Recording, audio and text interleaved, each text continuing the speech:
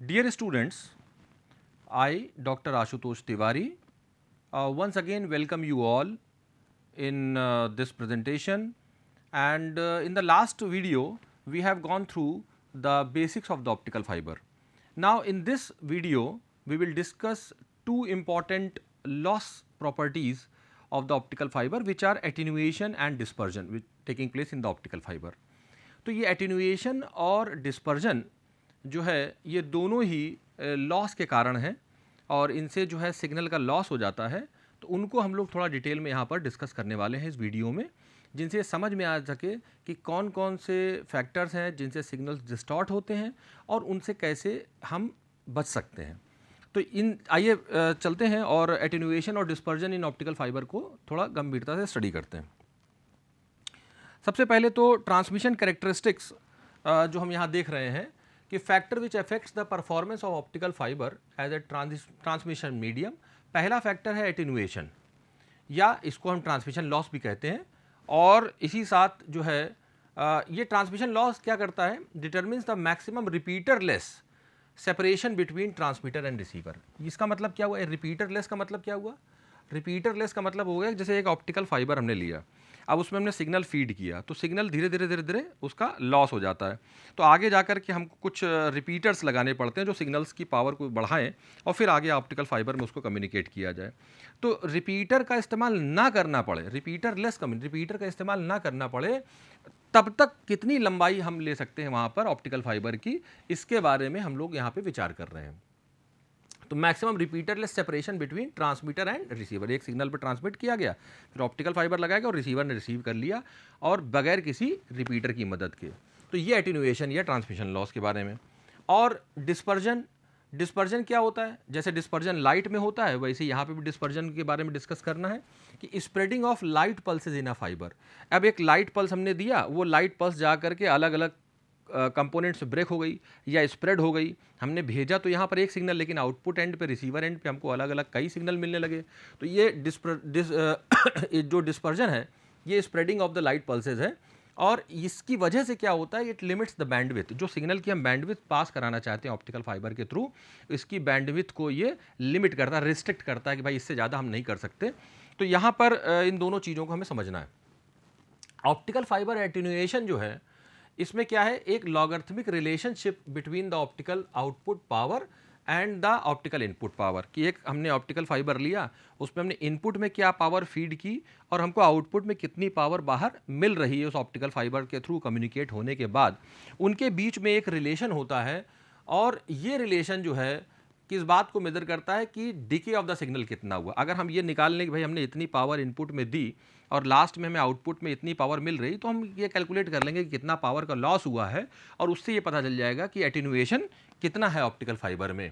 तो ये रिलेशन होता है P Z is equal to P zero e to the power minus alpha Z, जहाँ एल्फा को जो हम एटेन्यूएशन कांस्टेंट कहते हैं, और हम यहाँ ये मान करके चल रहे हैं कि जो ऑप्टिकल फाइबर हमने लेके रखा हुआ है वो अलॉन्ग द जेड एक्सिस है और सिग्नल जेड एक्सिस के अलॉन्ग उस ऑप्टिकल फाइबर में चल रहा है। यहाँ पे पी जीरो का मतलब हो गया कि जब z is equal to zero, मतलब स्टार्टिंग पॉइंट। तो जब पी जीरो का मतलब ये हो गया कि पावर वो कैलकुलेट की जा रही है जो इनपुट के रूप में जा रही है, और पी जेड का मतलब हो गया कि जब z डिस्टेंस ट्रेवल हो गई है ऑप्टिकल फाइबर में तब हमें कितनी पावर मिल रही है। तो यहाँ पर आप देख सकते हैं कि एक एक्सपोनेंशियल रिलेशन है, एक्सपोनेंशियली पावर जो है वो डिके करती जाती है ऑप्टिकल फाइबर के अंदर, और यहाँ पर एल्फा जो है वो एटेन्यूएशन कांस्टेंट है।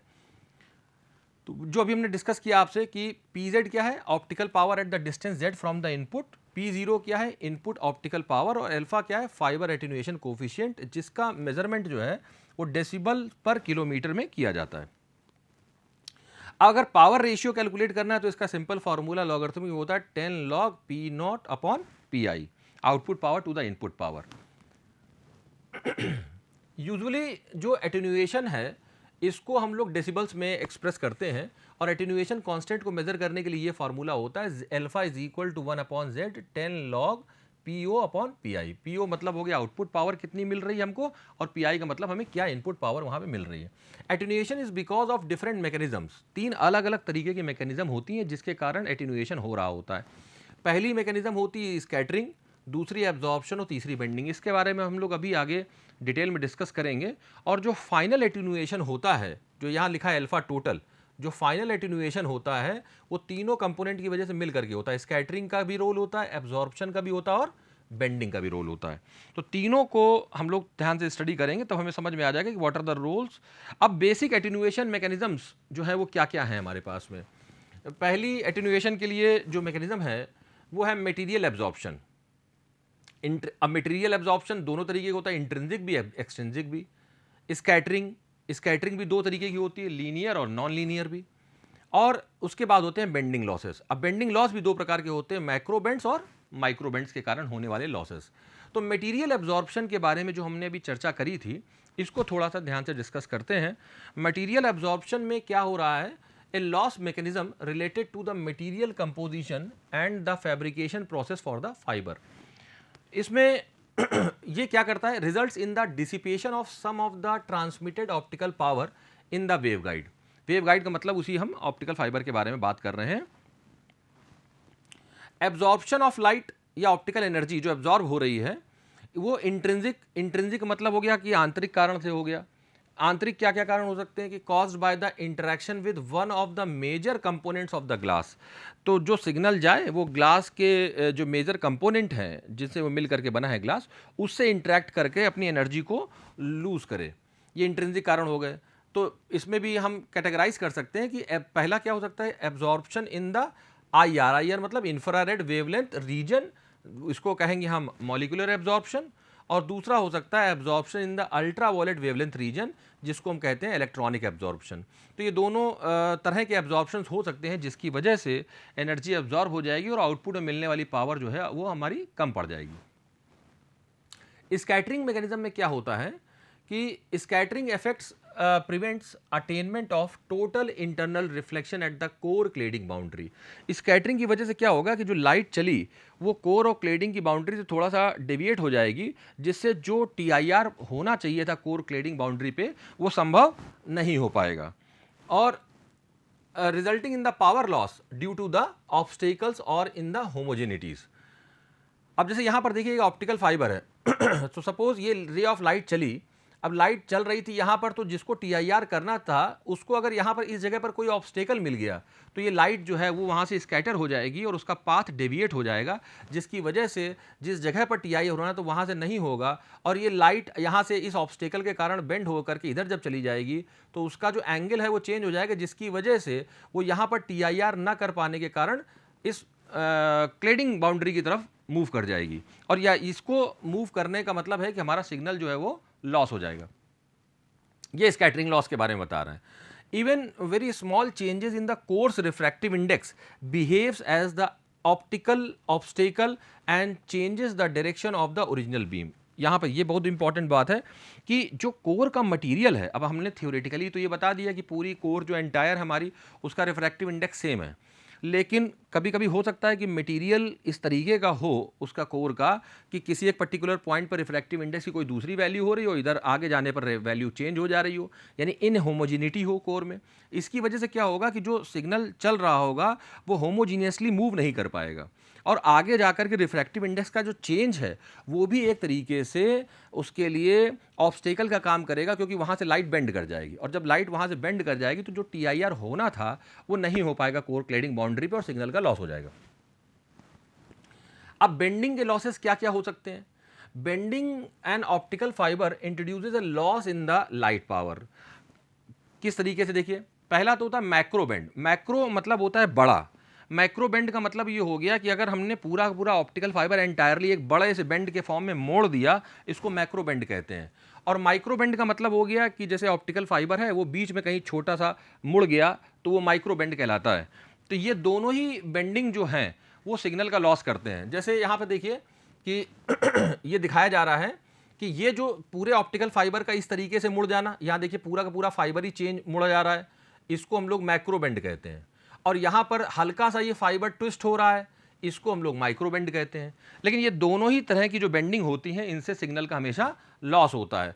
जैसे micro bending result in the microscopic imperfections in the geometry of the fibre and macro bend fiber bending with the diameter on the order of the centimeter or less. तो इस एक बार फिर से देखें कि इस तरीके के ये हमको जो मैक्रो बेंड्स होंगे वो कुछ इस तरीके के नज़र आएंगे, पूरा इंटायर फाइबर मुड़ेगा, these are the macro bends यहाँ पे। और जो इस तरीके के बेंडिंग्स होते हैं ये छोटे वाले, इनको हम लोग जो है वो माइक्रो बेंड्स कहते हैं। तो ये वाले जो बेंडिंग है ये माइक्रो बेंड्स कहला रहे हैं, ये माइक्रो बेंड्स हैं। डिस्पर्जन में क्या होगा कि जैसे हम लोग पढ़ते हैं कि एक लाइट जा करके डिफरेंट कंपोनेंट्स में स्प्लिट हो जाना डिस्पर्जन होता है, उसी तरीके का डिस्पर्जन लॉस यहाँ पर ऑप्टिकल फाइबर में भी दिखाई पड़ता है। जैसे spreading of pulses in a fibre, this is called dispersion. अब जरा यहाँ पे हम लोग ध्यान समझने की कोशिश करें। जैसे ये एक पल्स यहाँ पर दिखाई गई है जो इनपुट पल्स है, जिसका कुछ एक पर्टिकुलर एम्पलीट्यूड है। लेकिन होगा क्या कि जैसे हम यहाँ पर कंसीडर करने की कोशिश करें कि एक रे ये जा रही है, सपोज हमारी जो इसकी एक्सेस के अलॉन्ग जा रही है, जो एक्सेस के अलॉन्ग जा रही है वो सीधे चलती चली जा रही है। लेकिन अगर हम यहाँ पे तीन अलग अलग सिग्नल्स देख रहे हैं, एक सिग्नल हमारा जो है वो ग्रीन है, एक सिग्नल हमने यहाँ पे इंडिकेट किया है ब्लू से, एक सिग्नल इंडिकेट किया है रेड से। तो ये तीनों सिग्नल्स जब अलग अलग एंगल पर एंटर करते हैं, यहाँ पर एक ध्यान देने वाली बात है कि जैसे मान लीजिए हमने सपोज ये सिग्नल हमारा एंटर कर रहा है ये रेड लाइट के फॉर्म में, तो यहाँ पर ये देखिए कि ये मैक्सिमम एंगल से एंटर कर रहा है, सबसे ज़्यादा एंगल बनाते हुए एंटर कर रहा है। तो जो सिग्नल सबसे ज़्यादा एंगल बनाते हुए एंटर करेगा वो सबसे पहले हिट कर देगा कोर क्लेडिंग बाउंड्री को, सबसे पहले हिट करेगा कोर क्लेडिंग बाउंड्री को और यहाँ पर टोटल इंटरनल रिफ्लेक्शन कर देगा। जबकि अब जैसे इसने जल्दी TIR कर दिया तो फिर इसके बाद अगला TIR वो यहाँ पर करेगा, फिर उसके बाद अगला TIR यहाँ पर करेगा, फिर अगला TIR यहाँ पर करेगा। मतलब इतनी ही जो length of the optical fibre आपको दिखाई गई है उसमें इस पर्टिकुलर सिग्नल ने 4 बार TIR कर दिया, यहाँ पर भी कर दिया, यहाँ पर भी कर दिया, यहाँ पर भी कर दिया और इस जगह पर भी कर दिया। अब हमने एक दूसरा सिग्नल ले लिया जो ब्लू लाइट से हमने एंटर कराया, उसको थोड़ा कम एंगल पे एंटर कराया। ये वाला सिग्नल जो ब्लू लाइट से दिखा रहे हैं ये थोड़ा रिलेटिवली कम एंगल पे एंटर कर रहा है। इसने क्या किया कि जब सिग्नल आगे गया तो थोड़ा आगे जाकर के इसने TIR किया। अब यहां पर अगर वो थोड़ा आगे जाके TIR करेगा तो अगला TIR उसका थोड़ा और आगे होगा, जिसकी वजह से इतनी बड़ी डोमेन में आप देख रहे हैं कि वो ब्लू वाला सिग्नल एक बार यहां TIR कर रहा है, एक बार यहां TIR कर रहा है, एक बार यहां पर TIR कर रहा है। और अगर हम ग्रीन वाले सिग्नल को कंसीडर करें, जो तीनों सिग्नल्स इनिशियली सेम एम्पलीट्यूड के थे, सेम एनर्जी के थे, और जो ग्रीन वाला सिग्नल है यहाँ पर वो उसको और भी कम एंगल पे इंटरेक्ट कराया, तो उसने फिर क्या कर दिया, एक TIR यहाँ किया, एक TIR यहाँ किया। मतलब इतनी बड़ी जो हमने साइज ले लिया है ऑप्टिकल फाइबर का, उसके अंदर उसने केवल 2 ही बार TIR किया। तो आप ये देख रहे हैं कि किस तरीके से 3 सिग्नल जो हमने लिए थे, ये तीनों सिग्नल अलग अलग एंगल पर जो जा रहे हैं वो अलग अलग लेवल पर TIR कर रहे हैं।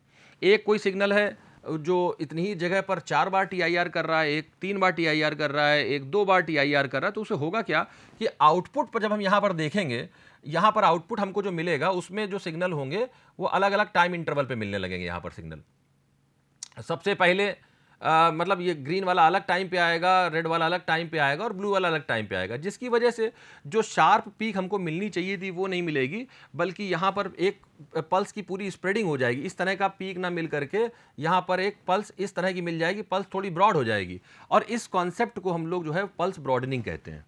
तो पल्स ब्रॉडनिंग जो है हो जाती है, यहाँ पर स्प्रेडिंग हो जाती है, और इसी को हम लोग dispersion of the pulses in the optical fibre भी कहते हैं। यहाँ पर ये बात बहुत इंपॉर्टेंट है कि इस डिस्पर्जन या ब्रॉडनिंग होने का जो बेसिक रीज़न है वो है सिर्फ यहाँ पर कि हमारा जो इनिशियल एंगल था जिसके थ्रू सिग्नल एंटर कर रहा था वो एंगल हमने डिफरेंट ले लिया था। और हमने पहले भी आपको बता दिया था लास्ट वीडियो में कि जो एंगल एक्सेप्टेंस एंगल होता है, एक्सेप्टेंस कोन एक बन जाता है, उसके अंदर आप किसी भी एंगल पर सिग्नल देंगे वो ऑप्टिकल फाइबर के थ्रू प्रोपोगेट करेगा।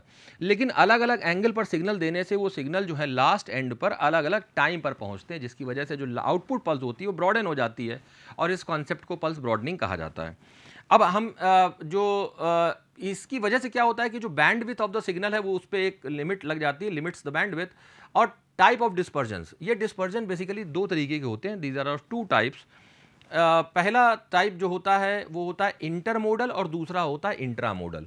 इंटरमोडल का मतलब होता है एक मोड से दूसरे मोड में होने वाला डिस्पर्जन, और इंट्रामोडल का मतलब होता है एक ही मोड जब ट्रैवल कर रहा हो उसके अंदर में होने वाले डिस्पर्जन्स को जो है वो इंट्रामोडल डिस्पर्जन्स कहते हैं। अब ये जो हमारा इंटरमोडल डिस्पर्जन होता है इसका क्या सोल्यूशन है, इसको कैसे ओवरकम किया जाए? तो इंटरमोडल डिस्पर्जन के लिए हम लोग क्या करते हैं कि ग्रेडेड इंडेक्स फाइबर का या ग्रीन का इस्तेमाल करते हैं। ये ग्रेडेड इंडेक्स फाइबर क्या करता है? ग्रेडेड इंडेक्स फाइबर जो होता है ग्रेडेड इंडेक्स फाइबर यहाँ पे जैसा ये देख रहे हैं आप कि ये कोर है और आउटर जो क्लेडिंग आप देख रहे हैं यहाँ पर, इसमें हमने पहले भी आपको बताया था कि जो रिफ्रैक्टिव इंडेक्स का जो प्रोफाइल होता है वो इस तरीके से चेंज करता है, एब्रप्टली चेंज नहीं करता। तो यहाँ पर जब आप अलग अलग एंगल पर लाइट को फॉल कराते हैं, जैसे एक लाइट हमने यहाँ पर इस एंगल पे फॉल कराई, एक इस एंगल पे डायरेक्टली चली गई, एक यहाँ चली गई, आप देख रहे हैं कि अलग अलग सिग्नल्स ले रहे हैं जो अलग अलग एंगल पर एंटर करने की कोशिश कर रहे हैं यहाँ पर ग्रेडेड इंडेक्स फाइबर में। तो उसकी वजह से हो क्या रहा है कि यहाँ पर चूंकि ग्रेडेड इंडेक्स फाइबर में हर पॉइंट मतलब एक्सेस का रिफ्रैक्टिव इंडेक्स मैक्सिमम होता है और बाहर जैसे जैसे जाएंगे रिफ्रैक्टिव इंडेक्स कम हो जाएगा, हर पॉइंट का रिफ्रैक्टिव इंडेक्स कम होता चला जाता है। तो हर पॉइंट जो है वो अपने आगे वाले पॉइंट के लिए एक तरीके से कोर क्लेडिंग बाउंड्री का काम करता है, जिसकी वजह से जो रे का जो मूवमेंट होता है तो एकदम शार्प TIR ना हो करके जो पैसेज ऑफ द रे होता है वो एकदम स्मूथ हो जाता है। लेकिन इससे होगा क्या कि जो ग्रेडेड इंडेक्स ऑप्टिकल फाइबर का रिफ्रैक्टिव इंडेक्स इस तरह से लिया जाता है मटेरियल का कि जिसकी वजह से जो अलग अलग एंगल पर चलने वाले कंपोनेंट भी डिस्टेंस जो चलते हैं वो सेम डिस्टेंस ट्रैवल करते हैं और सेम डिस्टेंस बाद वो सारे कंपोनेंट अलग अलग पाथ से होते हुए, मतलब ये वाला जो सिग्नल था वो मान लीजिए इस पाथ से होकर के गया, दूसरा वाला ये वाला सिग्नल जो मैंने भेजा था वो सपोज इस पाथ को हो करके गया, इस पाथ को फॉलो किया, किसी ने इस पाथ को फॉलो किया, लेकिन ये सभी सिग्नल्स जो है after definite span they all will meet at the same point, एक सेम पॉइंट पे मिलेंगे, जिसकी वजह से क्या होगा कि जब हम आउटपुट पर रिसीव करेंगे, ऑल्दो ये सारे सिग्नल्स अलग अलग पाथ ट्रैवल कर रहे हैं, लेकिन जब ये सिग्नल बाहर आएंगे ऑप्टिकल फाइबर के तो सेम टाइम के बाद बाहर आएंगे और सेम पोजीशन पर मिलेंगे, जिसकी वजह से जो पल्स की ब्रॉडनिंग हो रही थी वो नहीं होगी। तो जो ये प्रॉब्लम थी कि अलग अलग एंगल्स पर सिग्नल्स जो एंटर कर रहे थे उनकी ब्रॉडनिंग हो जा रही थी, वो आउटपुट में अलग अलग जगह पर मिल रहे थे, वो प्रॉब्लम यहाँ पर सॉल्व हो जाएगी ग्रेडेड इंडेक्स ऑप्टिकल फाइबर में। लेकिन जो इंट्रामोडल डिस्पर्जन है वो फर्दर 2 टाइप्स का होता है, और एक होता है मटेरियल डिस्पर्जन और दूसरा होता है वेवगाइड डिस्पर्जन। तो इनके बारे में हम लोग थोड़ा अभी आगे अगली स्लाइड में डिस्कस करते हैं। मटेरियल डिस्पर्जन में क्या होता है कि मटेरियल डिस्पर्जन में इसका कॉज क्या है कि जो जब सिग्नल ट्रैवल करता है तो velocity of the light in any material medium changes with its wavelength. जो जैसे ही सिग्नल आगे ट्रैवल करता है तो उसकी जो वेलोसिटी होती है वो चेंज हो जाती है, it is a function of wavelength. तो जैसे जैसे सिग्नल की वेवलेंथ बदलती जाती है, एक सिग्नल से दूसरी सिग्नल की वेवलेंथ अगर अलग है तो उनकी जो वेलोसिटी होगी ऑप्टिकल फाइबर में वो भी चेंज हो जाएगी। अब वेलोसिटी चेंज हो जाएगी तो वही ऑप्टिकल फाइबर रहेगा, लेकिन उसका एक पर्टिकुलर सिग्नल के लिए रिफ्रैक्टिव इंडेक्स कुछ रहेगा और दूसरे सिग्नल के लिए रिफ्रैक्टिव इंडेक्स की वैल्यू कुछ और आ जाएगी वेवलेंथ चेंज होने के कारण, जिसकी वजह से यहाँ पर जो है डिस्पर्जन हो जाएगा उन सिग्नल्स में। और ये आप देख रहे हैं ग्राफ कि यहाँ पर वेवलेंथ वर्सेस वेलोसिटी का एक प्रोफाइल दिया गया है जो बता रहा है कि अलग अलग वेवलेंथ के जो सिग्नल्स होते हैं उनकी वेलोसिटी जो होती है वो डिफरेंट होती है सेम मीडियम में। जो लॉन्गर वेवलेंथ होती हैं वो arrive at the receiver before, longer wavelength जो है वो जल्दी पहुंच जाती हैं रिसीवर एंड पे, और जो शॉर्टर वेवलेंथ होती है वो थोड़ा बाद में आती है, जिसके कारण उसी एक सिंगल ऑप्टिकल फाइबर में अलग अलग वेवलेंथ के सिग्नल अलग अलग टाइम इंटरवल पे मिलते हैं और डिस्पर्जन अकर हो जाता है। तो इसको हम लोग मटीरियल डिस्पर्जन कहते हैं। इसका सोल्यूशन क्या है? Solution to the material dispersion can be minimised by the control of the M parameter. यहां पर मटेरियल डिस्पर्जन को जो है कंट्रोल किया जा सकता है इस एम पैरामीटर से। एक टर्म डिफाइन किया जाता है, M is equal to 1/L, L जो है लेंथ ऑफ द फाइबर है, D tau M upon D lambda, where lambda is the wavelength of the signals, की क्या वेरिएशन हो रहा है उस टाइम में जिस टाइम में सिग्नल प्रोपोगेट कर रहा है with respect to the wavelength.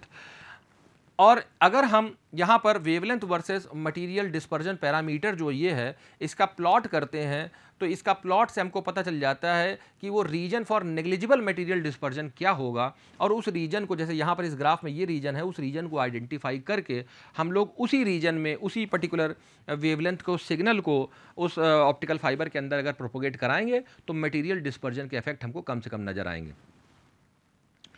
Wave guide dispersion में क्या होता है कि ये इसका कॉज क्या है? एक कॉज ये है कि light travels at different speeds in core and cladding. अब कोर और क्लेडिंग में लाइट अलग अलग स्पीड से जा रही है, तो उसकी वजह से क्या सामने आएगा leads to the variation in transmission time for the modes.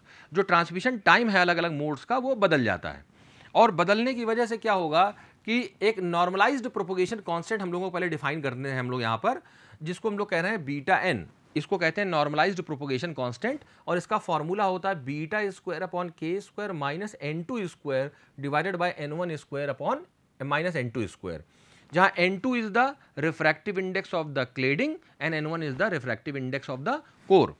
तो यहां से कैलकुलेशन हम लोग करते हैं कि expression for the wave guide dispersion वो ये है। अब इस जो बीटा एन हमने यहाँ से कैलकुलेट किया था वेव गाइड डिस्पर्जन कैलकुलेट करने के लिए, उस बीटा को अगर हम यहाँ प्लेस कर देंगे बीटा एन को, तो हमको पैरामीटर डी मिल जाएगा, and D is equal to minus n2 upon C delta upon lambda V D square V beta N divided by D V square. ये जो टर्म है यहाँ पर डेल्टा हमारा, जैसे हमने लास्ट वीडियो में भी डिस्कस किए थे आपसे कि ये रिलेटिव रिफ्रैक्टिव इंडेक्स है which is given by n1 minus n2 divided by n1। Wave guide dispersion जो है इसमें अलग अलग सिग्नल्स जो हमारे जा रहे हैं वो उनका जो ट्रांसमिशन हो रहा है वो कोर क्लेडिंग बाउंड्री पे अलग अलग तरीके से हो रहा है। So finally what we can discuss is कि on the basis of these relations the waveguide dispersion can be calculated and we come to know that what are the causes through which the signal can be distorted। और अगर हमको किसी optical fibre को design करने में अगर हमको attenuation की जानकारी है, हमें डिस्पर्जन की जानकारी है, तभी हम ये कैलकुलेट कर पाएंगे कि हमारा सिग्नल जो है वो फाइबर में कैसे प्रोपगेट कर सकता है। अब हमको क्या करना होगा कि जो डिस्पर्जन मैकेनिज्म है और जो एटेन्यूएशन मैकेनिज्म है that should be remembered properly, and for this sake it is very important because also we have discussed that what are the modes in which the optical fiber can be taken care of. So let us say that in case of when we are using the optical fiber in the telecommunication purpose, या हम optical fibre का इस्तेमाल कर रहे हैं मान लीजिए CCTV के लिए, या हम ऑप्टिकल फाइबर का इस्तेमाल कर रहे हैं किसी एंडोस्कोपिक सिस्टम्स के लिए, तो उन सभी जगहों पर हम लोगों को ये ध्यान रखना होता है कि जो सिग्नल हम प्रोपोगेट कराना चाहते हैं उस सिग्नल की फ्रीक्वेंसी क्या है, उस सिग्नल की वेवलेंथ क्या है, और उसके हिसाब से ये कैलकुलेट करना पड़ता है कि कितना डिस्पर्जन होगा अगर हम ऑप्टिकल फाइबर में उस सिग्नल को मूव कराएंगे। तो जब तक कि डिस्पर्जन का कैलकुलेशन नहीं हो पाता और ये नहीं चूज़ हो पाता कि हम यहाँ पर जो वेव गाइड है उसके थ्रू कितना लॉस हो रहा है और एटेन्यूएशन भी कितना लॉस हो रहा है, तब तक ऑल द मतलब एक particular optical fibre can not be used for all the applications. That is why these are the points. यहाँ पर हमें ध्यान रखना होता है कि डिस्पर्जन, एटेन्यूएशन और उस पर भी ये मटेरियल और वेव गाइड डिस्पर्जन का कैलकुलेशन प्रॉपरली कर लिया जाए, स्कैटरिंग लॉसेस को कैलकुलेट कर लिया जाए, तभी जा कर के एक बेस्ट इंजीनियर्ड वे में ये कैलकुलेट कहा जा सकता है कि एक पर्टिकुलर ऑप्टिकल फाइबर इस पर्टिकुलर जगह पर इस्तेमाल किया जा सकता है। और यहाँ पर हम ये भी ध्यान देने की कोशिश करेंगे कि जितने भी ऑप्टिकल फाइबर हम लोग चूज़ करते हैं उन ऑप्टिकल फाइबर में ये भी देखना होगा कि जो जैसे हम बता रहे थे आपको कि बेंडिंग हो रही है, तो बेंडिंग जो है माइक्रो बेंडिंग हो या माइक्रो बेंडिंग हो, दोनों का ही ध्यान रखना चाहिए। तो जैसे अब ऑप्टिकल फाइबर को अगर आपने यूँ मोड़ दिया तो उसकी वजह से जो उसके माइक्रो बेंड्स क्रिएट हो जाएंगे, वो माइक्रो बेंड्स भी सिग्नल को डिस्टॉर्ट कर देंगे।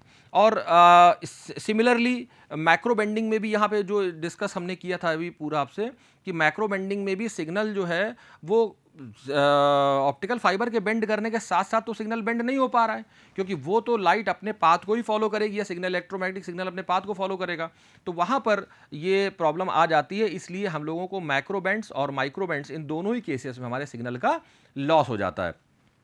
तो ओवरऑल ये बहुत इंपॉर्टेंट है हमको समझना कि इन लॉसेस को स्टडी किया जाए, और while doing the experiment it is very important to calculate the input as well as the output power so that the attenuation factor of a optical fiber could be calculated, which is very important for knowing which optical fiber is suited at which place.